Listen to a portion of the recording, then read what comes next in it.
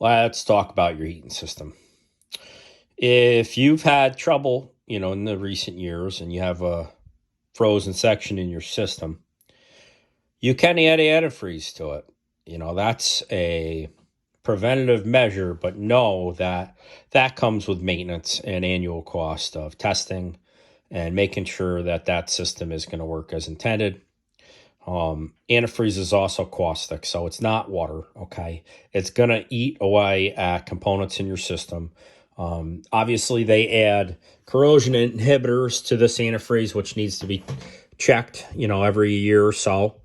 So that's something your local plumber or HVAC guy will do for you. That's something that I offer my customers.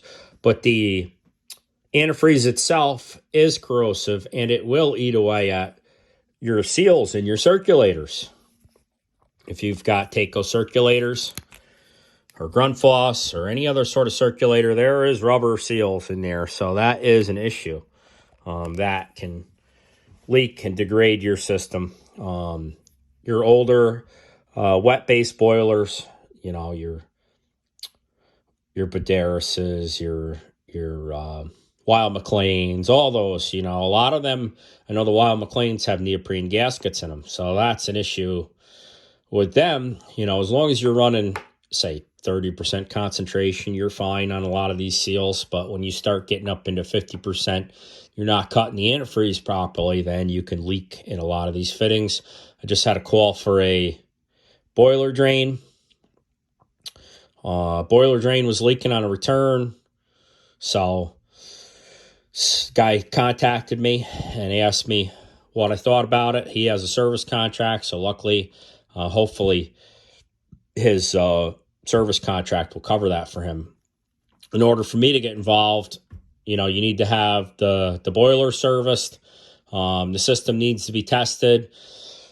So that's expensive, and if he already has a service contract with a reputable heating company, then I certainly encourage him to use that. But you have a lot of components. Your water feed, for anything with antifreeze, you have to have a backflow prevention device on the water feed, because you do not want to put that glycol or propylene or whatever kind of antifreeze is in the system back into your drinking water. That's certainly poisonous to people and our furry friends. So do not run antifreeze without a backflow prevention device on your heating system. Everything in here, your expansion tanks has rubber in it. So that can attack that. If you have zone valves, that can attack your zone valves or your control system, depending on what style control valves you have in here. A lot of that stuff has rubber components and seals in it. If you have older cast iron radiators, that's another thing. Cast iron is porous, so that can lead to extra oxidation in your system if you don't have those protected with a corrosion inhibitor. Baseboard is not so bad. With the newer copper baseboard isn't an issue. But there's some things to watch out for. So antifreeze, you have to test your pH, preferably every year. Test for your corrosion inhibitors, and also check for your freeze temperature. So there's a burst temperature, which is very low, and you're not going to pump that glycol near the burst temperature. So the burst temperature is just basically to protect you. If your system fails, obviously it won't burst your radiators and your controls, your boiler, all that stuff. But what it's pumpable down to, what you're actually going to pump that to is really what you're concerned with. The burst temperature may be 20 below zero or 50 below zero. But the colder the burst temperature, the thicker this solution is going to be and the harder it's going to be on your system. A lot of times you'll have a plate heat exchanger if you have a second zone, say to your garage or your driveway. If you have snow melt, you'll have a plate heat exchanger in between the heating system and the other zone, which is a good idea.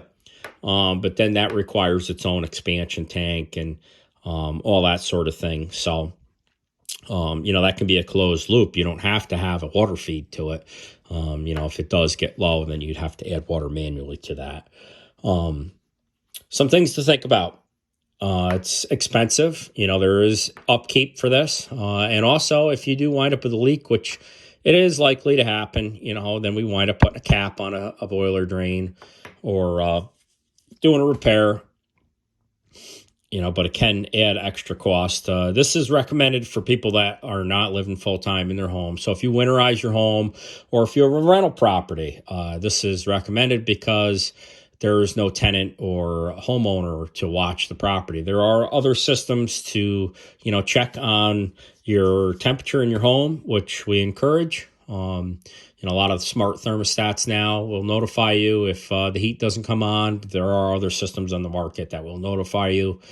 So if you have questions or concerns, please comment, like, and subscribe. Have a great day. Take care.